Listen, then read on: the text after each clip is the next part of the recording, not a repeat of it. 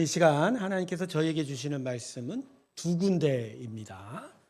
첫 번째는 마태복음 4장 1절부터 4절까지의 말씀입니다.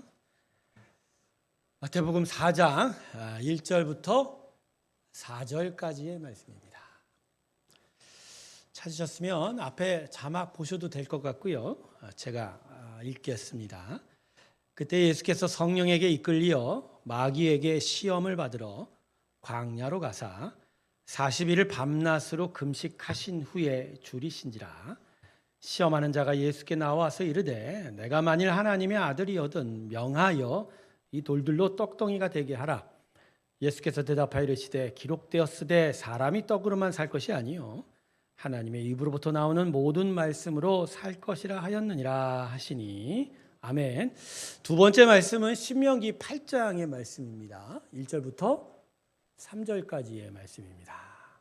신명기 8장이 됩니다. 1절부터 3절까지의 말씀. 네, 앞에 또 자막 보셔도 될 것 같고요.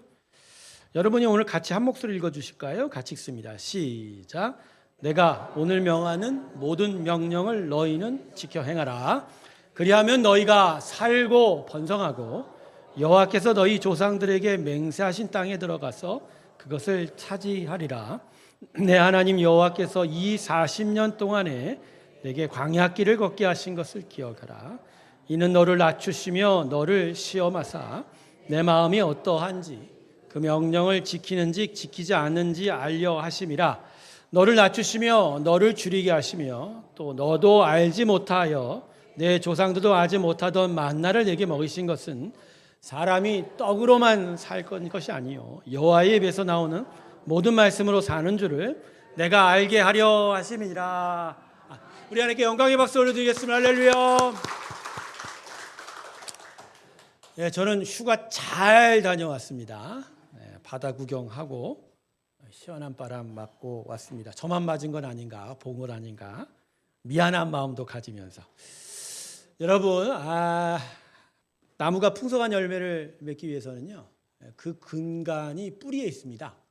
뿌리가 좀 더 깊이 뿌리 내려야 되고 또 많이 퍼질 때 많은 영분과 수분을 받아들여서 그 가지와 줄기를 통해서 열매를 많이 맺게 되는 거죠. 사람도 마찬가지예요. 사람도 그 영의 뿌리가 귀하게 깊이 내려야 되고 넓게 넓은 것을 아우를 줄 알아야 그 열매가 맺히게 되는 거죠. 제가 이번 휴가 때 경험한 것이 그거였어요. 일상이라는 것을 살다 보면요, 사람이요 깊어지는 게 아니라 반대로 짧아집니다. 넓어지지 못하고 어떻게 돼요? 좁아져요. 그러니까 생존이라는 문제에 묶이게 되면 자꾸 작아지게 돼요. 나이가 들면 좁아지는 것이 바로 이 부분이거든요. 아무래도 죽음이라는 문제 앞에 자꾸만 작아져 갔거든요. 여러분, 그러면 열매 맺지 못합니다. 하나님은 우리를 열매 맺는 자로 부르셨습니다. 할렐루야. 그런 점에서 여러분 일상에 묶이면 안 됩니다. 여러분 생존이라는 여러분의 삶 속에 오히려 더 넓어지고 깊어지는 일이 있어야 돼요. 그러기 위해서는요, 갇힌 자세는 피해야 됩니다. 열려져야 돼요. 넓어져야 돼요. 그러기 위해서 우리에게 필요한 거, 휴가 같은 인식의 전환의 시간도 필요하지만 무엇보다 말씀 안으로 들어가셔야 됩니다. 할렐루야. 말씀은 온 하나님의 세상을 다 담고 있는 거예요. 그 안을 헤엄치고 그 안에서 하나님의 은혜를 누리다 보면 영혼의 촉수들, 영혼의 뿌리는 점점 깊어지고 넓어지는 줄로 믿습니다. 네, 그 은혜가 저와 여러분 가운데 함께하기 주님의 이름으로 축원합니다. 그래야 열매 많이 맺는 거예요. 네, 갇힌 자 되지 마시고 열려있는 자, 깊어진 자가 되시길 주님의 이름으로 축원합니다. 잠깐 기도할게요. 하나님, 오늘 영혼의 문을 열어주시고 듣는 귀가 있게 하여 주셔서 우리 마음을 두드리시는 주님의 그 음성 앞에 문을 열고 하나님의 크심을 받아들이게 하여 주시옵소서. 하나님이 오늘도 우리와 함께 하여 주시기를 원하옵고 예수님의 이름으로 기도드립니다. 아멘. 성도 여러분, 우리 인생의 가장 큰 고민이 뭡니까? 인생의 가장 큰 고민이 무엇이에요?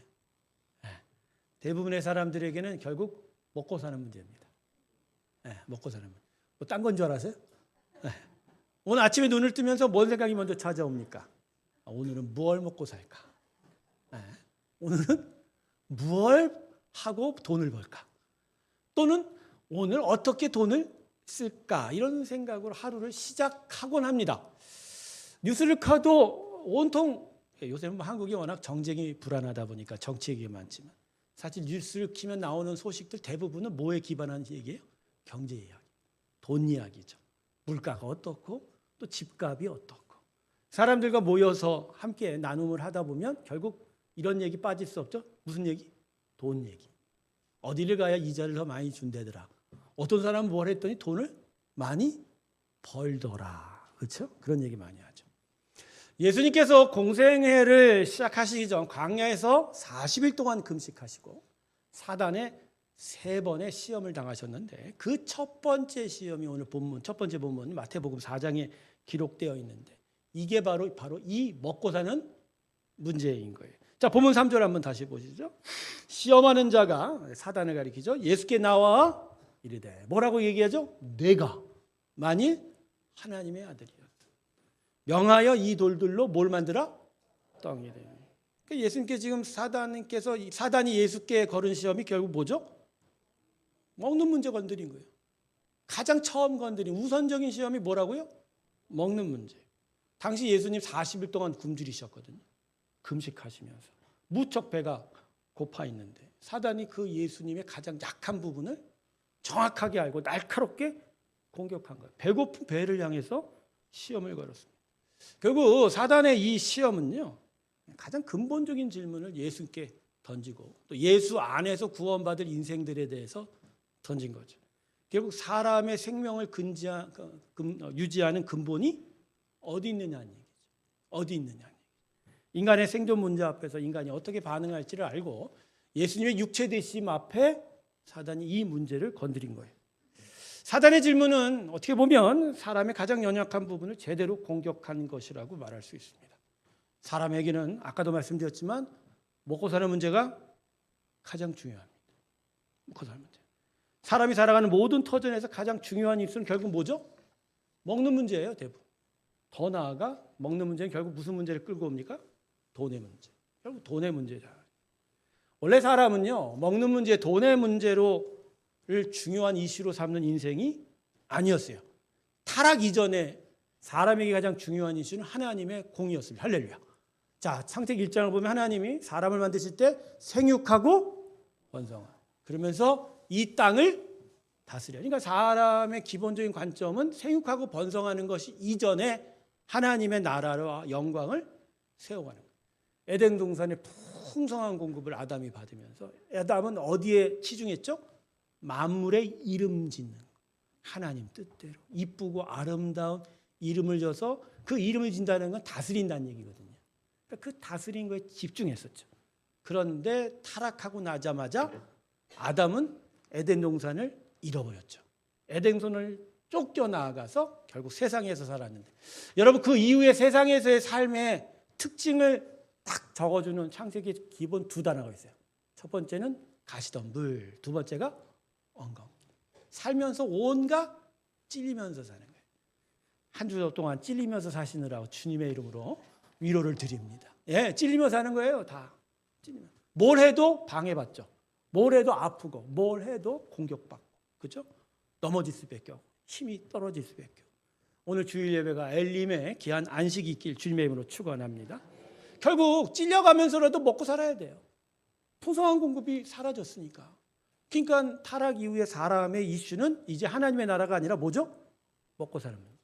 떡의 문제, 돈의 문제인 거죠. 여러분 세상 풍조를 보십시오. 아무리 세상이 평화를 이야기하고 정의를 이야기하고 사랑을 이야기해도 결국 어느 문제로 싹 쏠려 들어갑니까? 인류의 모든 인간사의 블랙홀은 돈의 문제입니다. 모든 문제가 어디 앞에서 빛을 잃어요? 돈의 문제. 모든 가치, 모든 선한 것들이 돈의 문제 앞에 서면 막 흔들립니다.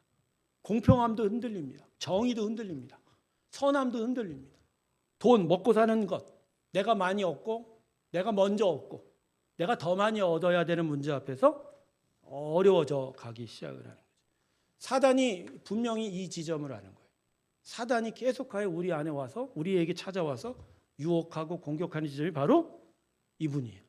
먹고 사는 문제. 그리고 이 부분을 통해서 우리를 조정하려고 합니다. 인생에는 세 사람의 주인이 있다고 그러죠. 우리 인간사에. 첫 번째는 진실된 참된 주인이신 하나님 아버지. 그러나 그 하나님이 계심을 속이고 스스로 우리가 주인 된다라고 속이는 거짓말의 대왕 사단 마귀. 그다음에 어리석게도 내가 나의 주인이라고 계속 우기고 있는 우리 인간들. 세 주인이 우리 안에서 주인됨을 이루어가는 가정 속에서 우리는 아파하고 힘들어하는 거죠. 참된 주인은 누구죠? 하나님이죠. 그래서 사단은 돈의 문제를 통해서 우리의 주인 되려고 계속 시험을 걸고 너무 많은 사람들이 이 시험 앞에 속절없이 무너지게 되는 거죠. 결국 먹고 사는 문제의 기결은 뭔지 아세요? 죄송합니다만 죄입니다. 떡의 문제가 아닌 하나님의 나라를 생각할 땐 그 인생은 영광 가운데 영원한 생명을 얻습니다만 아담의 타락 이후로 사람이 먹고 사는 문제에 집착하면서 결국 어디로 빠져요? 죄악에. 왜냐하면 이 먹고 사는 문제를 통해서 사단이 우리를 다스려 가고 있기 때문에. 특별히 심각한 건 신앙조차도 이 먹고 사는 문제 앞에서 빛을 잃어버리고 흔들려 버리는 거예요. 요새 한국교회의 가장 큰 원인은 다른 것이 아니라고 합니다. 두 가지 경향. 기복신앙과 번영신앙이죠. 즉 하나님을 섬긴다고 말은 하지만 실제로 무엇을 채우고 싶은 거예요? 내 배를 채우고 싶은 거죠. 예수를 통해서 영원한 제사함을 받고 영원한 영생의 삶을 살게 되는 그 영원한 가치가 아니라 여전히 하나님을 이용해서 복을 얻고자 하는 이런 기복과 번영신학의 일들이 우리의 신앙에 어떻게 보면 일종의 브랜드가 된 것 같아요. 저는 창세기에서 먹고 사는 문제로 가장 소중한 것을 잃어버린 사람을 기억합니다. 누구죠? 에서입니다. 에서가 누구의 형이에요? 많이 형은 아닙니다. 몇 초 상관입니다. 야곱과 에서는 쌍둥이였습니다. 근데 잠깐의 배고픔의 유혹에 넘어가 팥죽 한 그릇에 뭘 팔았어요? 이 장자의 먹물은 이제 본문에서는 야곱의 육체적인 물질적인 복의 이름도 되지만 그러나 아브라함과 이삭으로 그 이삭으로부터 이어지는 하나님의 택하고 부르심 받는 그 영적 장자의 복이 에서는 버려버렸다는 거예요. 물론 야곱도 장자의 복을 얻긴 했지만 물론 다 나오기 악복강 사건 이전에는 물질적인 복에 치중했지만 그래도 야곱은 버리지 않았어요. 오히려 욕심을 냈죠. 그거 더 얻으려고. 근데 그게 사실 하나님께서 대단히 중요하게 보시는 그 야곱 사건의 중요한 부분인 거죠. 결국 먹고 사는 문제로 믿음의 복을 버린 자가 에서라는 거죠. 신앙생활에 있어도 가장 중요한 가치를 버리고 별것 아닌 별로 가치가 없는 일에 결국 자신의 가장 귀한 것을 팔아버린 자들이 너무너무 많은 것이 이 시간에 우리의 신앙의 사람들의 모습일 것 같다. 자, 제가 지금까지 여러분 얘기한 건 그거죠. 우리는 먹고 사는 문제에 너무 빠져 있다. 그 먹고 사는 문제는 우리를 죄악으로 끌고 가고 있는 상황이다라는 거예요. 자, 그럼 우리는 어떻게 살아야 됩니까? 자, 오늘 본문 첫 번째 말씀인 마태복음 4장에서 예수님은 이 사단의 시험에 대해서 이렇게 응답하셨습니다. 다시 한번 읽어 주시겠습니까? 마태복음 4장 4절 같이 읽습니다. 시작.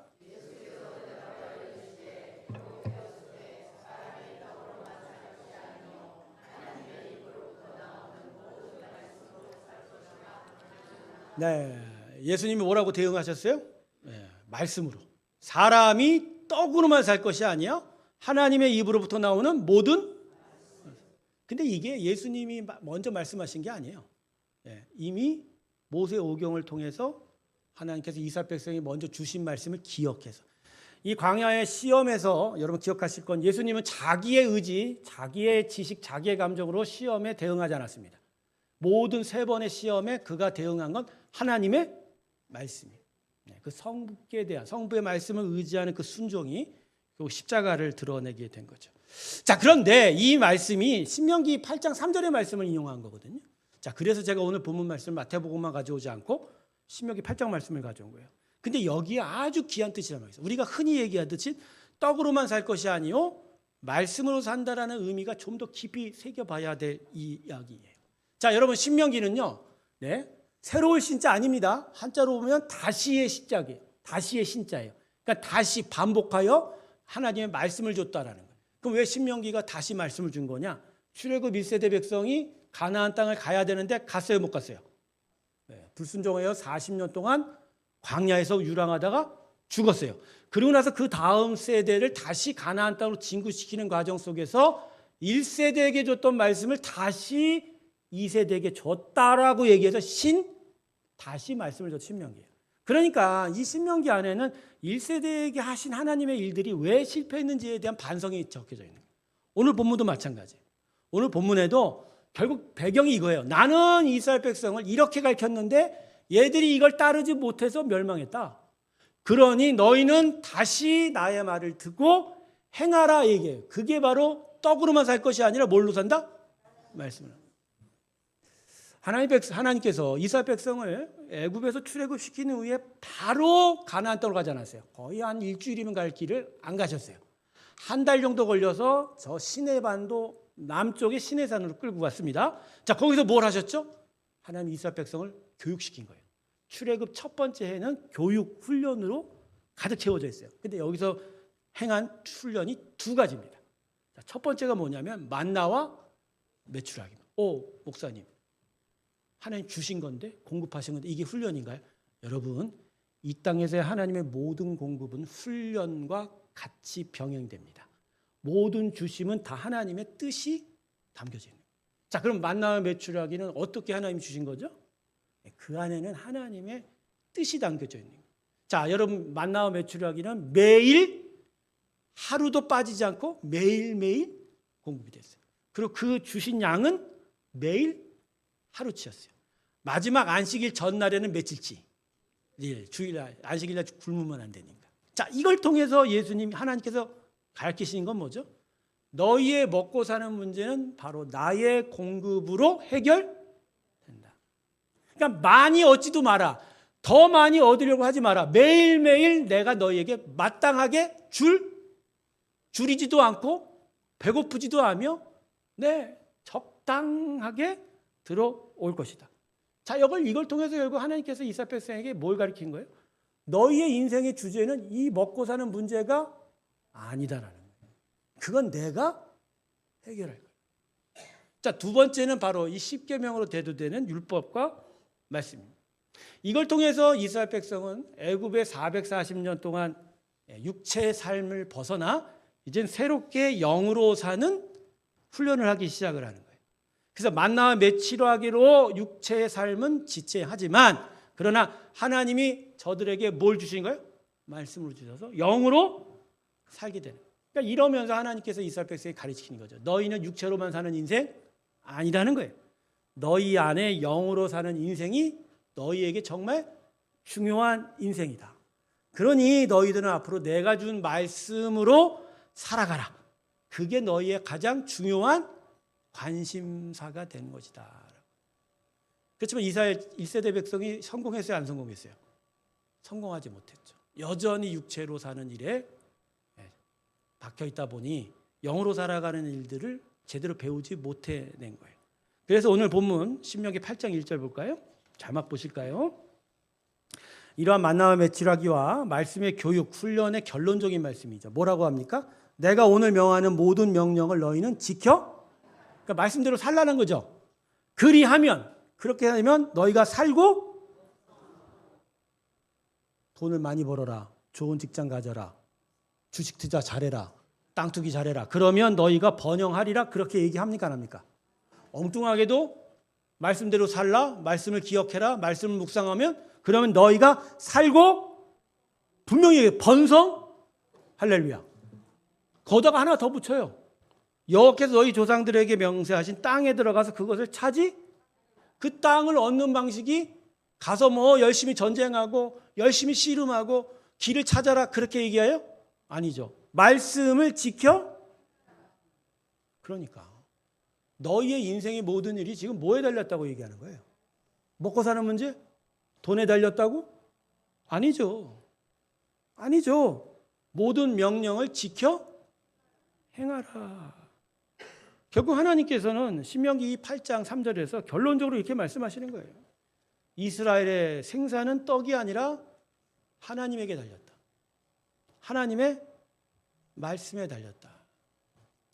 저는 이 말씀 묵상할 때마다 조지 물러 목사님이 생각이 납니다. 영국의 18세기 때 목사님이죠. 우리하고는 시차가 좀 있는 목사님. 이 조지 물러 목사님이 뭐로 유명하냐면 한없이 사랑을 많이 베푼 5개의 고아원을 평생 운영하셨답니다. 그리고 10,000명 이상의 고아를 돌보신 분이에요. 산업혁명 시기에 수많은 아이들이 굶주리고 버려지고 자신의 생존을 제대로 할 수 없는 그때의 그 시기에 이들을 먹여 살리고 복음을 전했던 분이 이 조지 물러 목사님이에요. 근데 특이한 건 어떻게 그 많은 고아들을 먹일 수 있느냐. 어떻게 10,000명 이상 되는 5개 고아원을. 특징적인 건 조지 물러 목사님이 5개 고아원을 운영하는 방법이 누구한테 펀드레이징하고 누구한테 기도 편지 쓰고 누구한테 손 벌려서 우리 도와주십시오. 좋은 일을 해 주십시오. 라고 한 적 단 한 차례도 없었다는 거예요.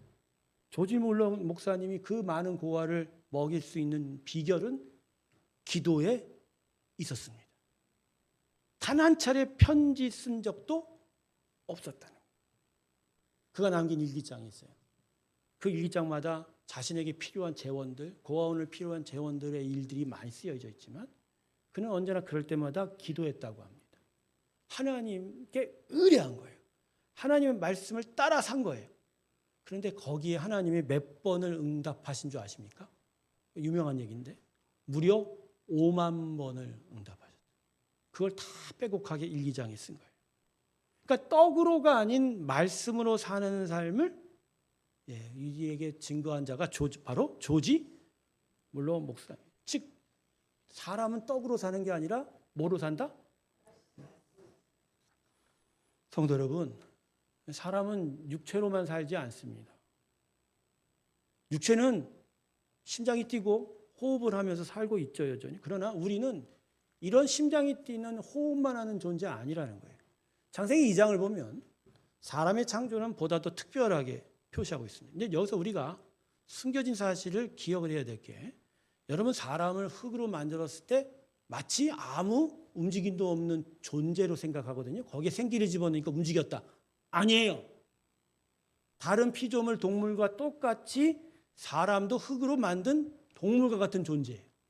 혼적인 혼을 갖고 있어서 물론 다른 동물보다는 조금 더 정교하게 만들었겠죠. 그러나 사람이 그냥 일반적인 동물이 아니라 특별한 존재가 되는 건 하나님이 그 코에 뭘 집어넣었어요?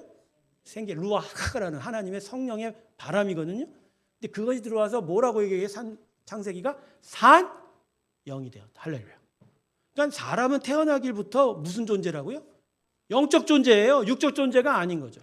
그러니까 육체는 먹고 사는 것으로 움직여가지만 그러나 인생을 좌지우지하는 영혼의 삶은 내 생기를 통해서 사는 거예요. 그 생기가 하나님의 말씀이자 하나님의 영인 겁니다. 할렐루야. 예, 여러분. 그래서 사람은 육체적인 필요만 채워줬다고 만족하거나 행복할 수 있어요, 없어요? 아무리 많은 산의 진미를 먹고 수많은 부를 누려도요, 여러분 그것이 그 인생의 만족 안 됩니다. 돈 없고 가난하게 사는 사람들은 이런 얘기합니다. 부자들은 얼마나 좋을까? 그러나 부자들은 뭐라고 얘기하죠? 이거 다 있어도 내 영혼의 만족은 없다라고 얘기해요. 여러분 먹는 거 입안에 집어넣으면 여러분 만족감이 얼마큼 갑니까? 에? 오래 가요? 오래 가요? 잠깐. 저 같은 경우는 1시간만 있으면 또 다른 걸 먹어줘야 돼요. 또 다른 거 먹어줘야 돼요. 예, 저는 심지어는 먹고 있으면서도 먹는 거 얘기해요. 소고기를 먹을 때 무슨 얘기예요? 아, 돼지고기 삼겹살은 그래도 좀 맛있지. 양고기가 냄새가 나도 잘만 요리하면 이게 더 맛있지. 그 어느새 내가 여기에 만족을 못 느끼는구나. 못 느끼는구나. 이게 먹는 것조차는 결국 내 육체의 작은 만족이에요. 그리고 만족도요. 사실 위하고 장에 들어가면 음식 맛 알아요? 위의 장이? 몰라요, 여러분. 몰라요. 결국 어느 맛이에요? 입맛이에요. 여러분 인생은 입맛으로 사는 거 아니에요. 입맛으로 사는 거. 결국 여러분 우리 인생의 문제가 결국 뭐예요? 입이에요. 여러분 시원하게 욕 한 번 하면 그 시원한 맛이 어디에 있는 줄 아십니까? 욕들 한번 하신 적 있죠? 네? 나도 합니다. 잘합니다. 근데 욕하면 영혼의 만족이 있어요? 어디 맛에 있어요? 입의 만족이에요. 그래서 잠언이 말 조심하라고 하는 이유가 그깟 그 입맛 때문에 내 인생을 더럽히지 말 것에, 하나님의 영광을 더럽히지 말 것에 대한 이야기죠. 여러분 인생은 입에 달리지 않았어요. 어디에 달렸어요? 영어에 달려. 그 영을 만족시킬 양식은 오직 하나님의 말씀이에요. 결코 빵으로만 살 수 없어요. 육체는 물질이 필요하지만 근본적으로 하나님의 말씀이 있어야 우리의 영혼이 참되게 만족할 수 있다. 할렐루야. 사랑하는 성도 여러분, 그래서 우리는 떡이 아니라 말씀으로 살아가야. 말씀으로 살아. 예수님께서 왜 말씀으로 자신에 대한 시험을 다 대응하셨는 줄 아십니까? 이 시험을 통해서 복음을 전파하는 과정 속에서 예수님 스스로가 이걸 채우라시는 거예요. 이걸 순종한 거예요. 말씀으로 살아가는 인생의 그 기본 질서를 이것을 감당해내면서 우리에게 귀한 교훈을 오늘 남겨주고 있는 거라. 성도 여러분, 오늘날 한국 사회를 좀 보십시오. 많은 사람들이 불안에 떨고 있습니다. 근데 그 많은 불안의 원인이 뭐죠? 결국 먹고 사는 문제예요. 돈 문제예요. 솔직히 여기서 돈 문제 없는 사람 손 들어보세요.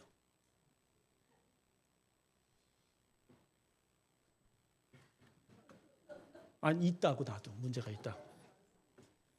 청년들은 취업난으로 고통당하고 있어요. 그 어느 때보다 취업이 안 돼요. 좋은 직장을 위해서 수많은 경력, 학점, 외국어 점수 쌓고 있지만 길이 안 보여요. 우리 젊은 세대들 길이 없지는 않죠.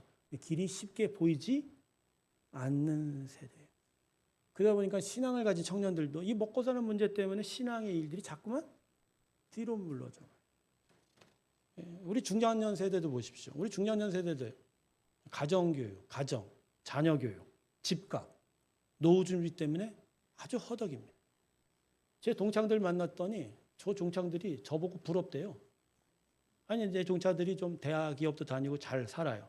근데 네가 뭐가 부럽냐? 세상적으로 말해봐야 목사야.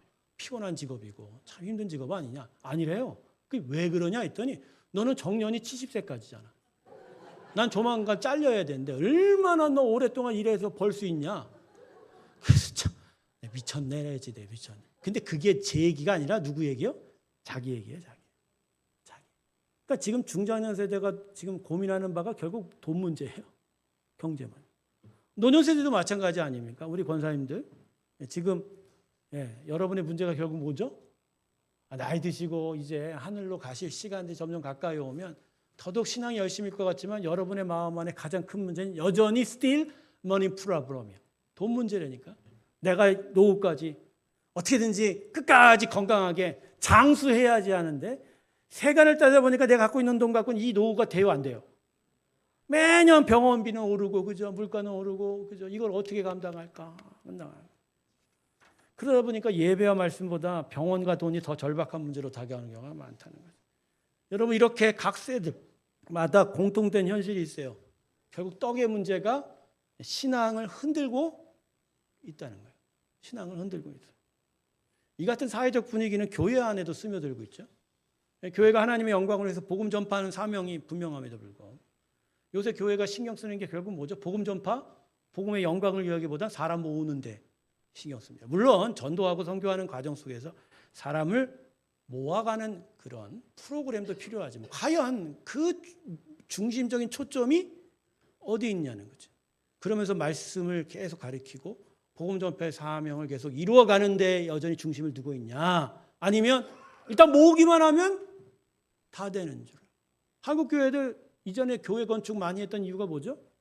말씀을 제대로 가르쳐서 복음 전파 사명 정말 완전히 이루어가겠다고 성경 지은 거가 별로 없어요. 저도 수많은 교회 목회자를 알고 있죠.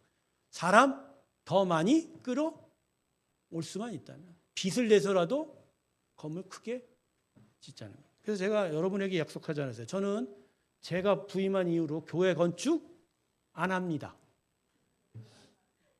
안 해요. 대신 우리가 활동할 수 있는 공간을 확장하는 건 합니다. 그래 그 공간의 의미는 말씀을 가르치고 신앙의 성장을 위하고 복음 전파의 사명을 위한 목적이면 분명히 합니다. 그러나 크게 지어서 뭐 사람 끌어들이려면 할까 안 할까 제가? 제 목에 칼이 들어와도 안 합니다. 왜요? 우리의 중심은 어디에 있어야 돼요? 떡으로 사는 거예요. 떡으로 사는 게 아니라 말씀으로. 성도 여러분, 지금 우리 현실은 녹록지 않죠? 모든 세상이, 심지어 신앙인들조차 지금 떡을 더 붙듭니다. 떡을 더 붙들고 있어요. 말씀이 아니라 뭘 더 붙들고 있다고요? 근데 예수님은 오늘도 우리에게 선포합니다. 사람이 떡으로만 살 것이 아니요 하나님의 말씀으로 살 것이다. 오늘 주님이 우리에게 믿음의 도전을 하시는 거예요.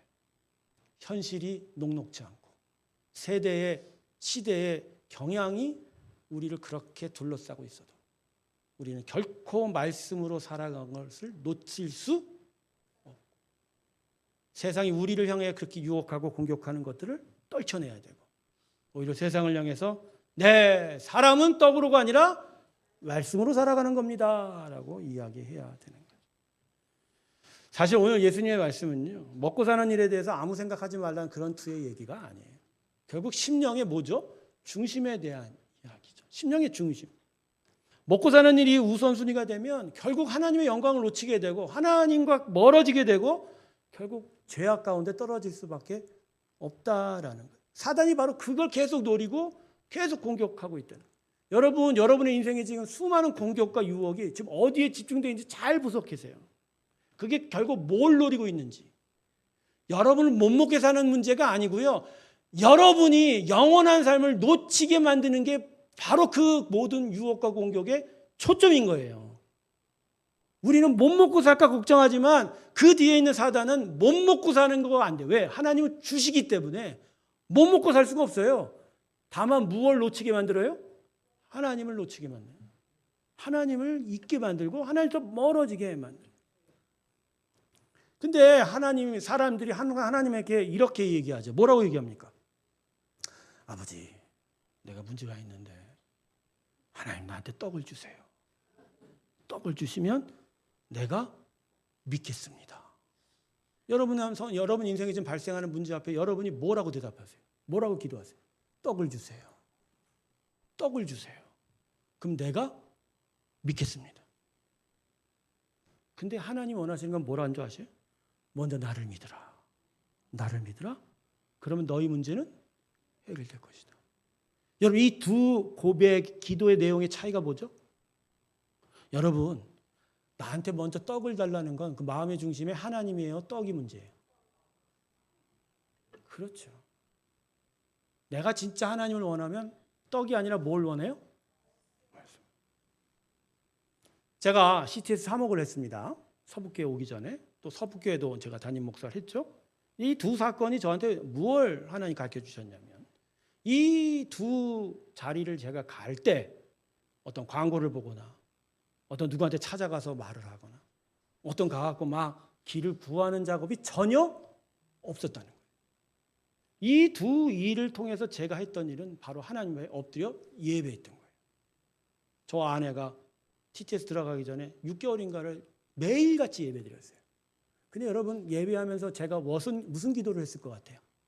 하나님 나의 길을 인도해 주시고 나에게 직장을 달라고요? 처음엔 그렇게 했어요. 그러다가 아내와 내가 포기했어요. 이건 안 맞는 거예요. 만일 하나님이 나를 싫어해서 너 이상 목회하지 말라고 그럴 수도 있잖아. 근데 그 앞에서 내 목회 길을 달라고 하는 거 마저에 틀려요. 그래서 과감하게 선언해요. 하나님, 난 하나님만 찾겠습니다. 매일매일 하나님만 예배하겠습니다. 연약한 내 마음이 하나님께 길을 물어볼 수는 있어도 그러나 나의 마음의 중심은 이제 확고합니다. 나는 하나님만 찾겠습니다. 하나님이 죽이시면 죽고 살리면 살고 하나님 인도하신 대로 가서 뭐 쓰레기를 치우든지 뭐 알을 받아든지 그게 원하시면 가겠습니다. 하나님께서 하십시오. 난 하나님의 영광만 어떻게 되는 줄 아세요? 제가 평소에 알고 지내던 그러나 1년 가야 한 번 연락할까 말까 보통 3, 4년마다 연락하는 저 케냐에 있는 목사님이 CTS 회장을 잘 알아요. 거기서 일이 벌어져 갖고 저한테 연락이 온 거예요. 그냥 사목하라고. 전형에 응한 것도 아니에요. 그냥 오라고 그러더라고. 가서 내가 누군지 보여주고 바로 CT에서 사목됐어요. 난 한 번도 그분한테 연락한 적이 없어요. 내 멘토이긴 하지만. 나는 하나님께 예배했더니 하나님이 그 모든 일들을 다 만져? 서북교회는요. 그렇죠. CT에서 사목 그만두고 3개월인가 4개월 예배드렸어요. 그러면 내가 그 서북교회에서 사람 뽑는 걸 어떻게 하냐고요? 박성 목사가 전화했어요. 공고 났다고. 근데 왜 내가 공고 났냐? 제가 알곡전도 그 전에 와서 강사를 했었어요. 기억하세요?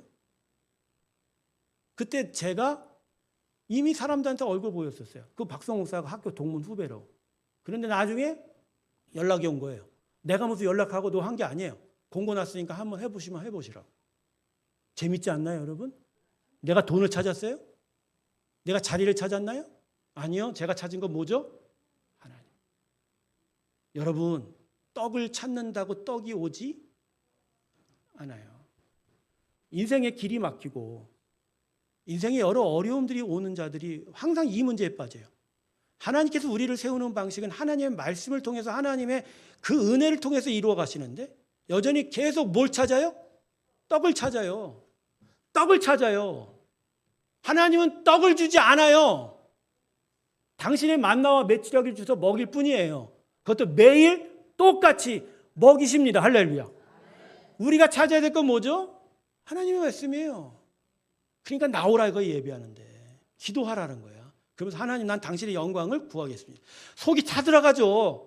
나의 얇기는 어떻게. 근데 하나님 영광 진짜 진심으로 찾는 자 하나님이 먼저 일하십니다. 저도 그런 믿음이 있는 거예요. 그 안에서 하나님이 역사하는 거예요. 여러분 모든 인생의 일들이 그 네트워킹 얼마나 복잡한데 내가 보는 거 하나만으로 갇혀있는 내 자신의 시각만으로 여러분 그 모든 일이 될까요? 제가 이번에 바다 가서 깨달은 건데 우리 오천지에서 나를 깨닫게 해줬어요. 여러분 수평선이 일자일까 굽어 있을까? 우리는 수평선 그리면 뭐라 그래요? 일자로 그리죠. No. 수평선 내가 보는 수평선도 이렇게 굽어져 있어요. 나는 항상 갇혀 있어요. 우리는. 그래서 그것밖에 못 봐. 세상이 엄청나 둥글고 세상이 엄청 넓은 걸 못 봐. 그러니 계속 내가 보는 것만 보니까 길이 열려요, 안 열려요? 안 열리죠. 그러니까 어리석은 거라니까 떡만 보면 떡만 와. 인절미, 팥떡만 오는 거죠. 그러나 길을 찾으면 하나님을 찾으면 길이 보여요. 그게 떡으로만 살 것이 아니라 하나님의 말씀으로 살. 그러니까 여러분의 심령에 뭐가 있는지가 제일 중요한 거예요, 지금. 여러분 떡으로 살고 있어요? 말씀으로 살고 있어요. 주일날 이렇게 열받으면 안 되는데 내가 이제 휴가 갔다 오고 나서 좀 이렇게 성령이 충만하거든. 그러니까 휴가를 잘 보내주라 이거야. 그런데 또 오늘로 힘 다 빼버리니까 다음 주에 또 갔다 오겠습니다. 여러분 결국 사단이 우리를 넘어뜨리는 부분이 떡의 문제예요. 이 문제를 이겨야 돼요. 이 떡의 문제를 관통해서 아니야 난 떡 안 찾을게. 난 하나님만 찾을게. 근데 그 안에서 하나님이 떡을 찾지 않은 우리를 당신의 길로 인도하는 것을 경험하면 그때부터 진짜 하나님을 만난 거 하나님이 인도하는 길을 받게 될 줄로 믿습니다. 대부분의 성도들이 이 문제 앞에서 머뭇거리는 거예요. 담임 목사가 이야기할 때 기도하는 자리 나오세요. 저 형식 따지는 사람 아닌 거 아시잖아요. 여기 몇 명 더 왔다고 무슨 큰일이 있겠어요? 인생을 보고 제가 얘기하는 거예요. 하나님을 찾으세요. 하나님께 예배하세요. 금요예배 그렇게 나오라고 얘기하는데 언제 금요예배 40명이 넘을지 난 모르겠어요. 그래요, 여러분. 여러분 이런 상태로 살면 정말 힘든 생활이 돼요. 하나님이 내 안에서 하시는 건 말씀으로 인도하는 길인데 여전히 우리는 뭐만 찾고 있어요? 떡만 찾고 있는. 여러분 인생 육체로만 사는 거 아니에요. 결국 우리가 뭐에 매여 있는 것 같아요? 머리도 아니에요. 생각도 안 해. 내가 볼 땐 인생들이 그래. 생각하고 고민하는 인생이면 그나마 나. 뭐에 매여 있다고요? 입만. 먹을 것 찾고 내 입맛에 편하고 내 입으로 욕하고 싶고 시원하게 걸쭉하게 욕 한 번은 마음이 편하다고 웃기고 있네. 내가 그 욕 받기 시작하면 마음이 상하죠. 인생은 입으로 살지 않아요. 살아있는 영으로 삽니다. 이 안에 하나님이 들어오면 사는 것이다. 현대사회가 불안정할수록 내 인생이 꼬여있을수록 우리는 더 말씀 붙들어야 돼요. 그럴 때마다 말씀 없이 돈만 추구하면 결국 공허함과 불안 속에 휩쓸려 갑니다. 성도 여러분, 설립 5주년 기념주일이 우리에게 정말 새로움을 더하는 설립주일이 이제 몇 달 안 남았어요.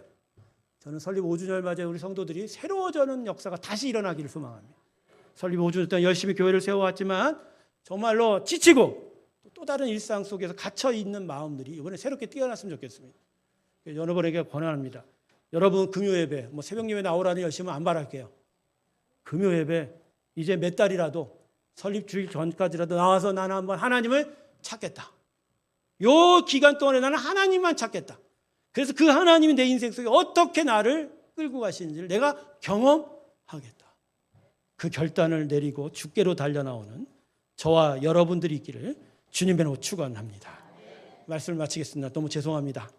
마태복음 6장 33절만 선포하고 내려갈게요.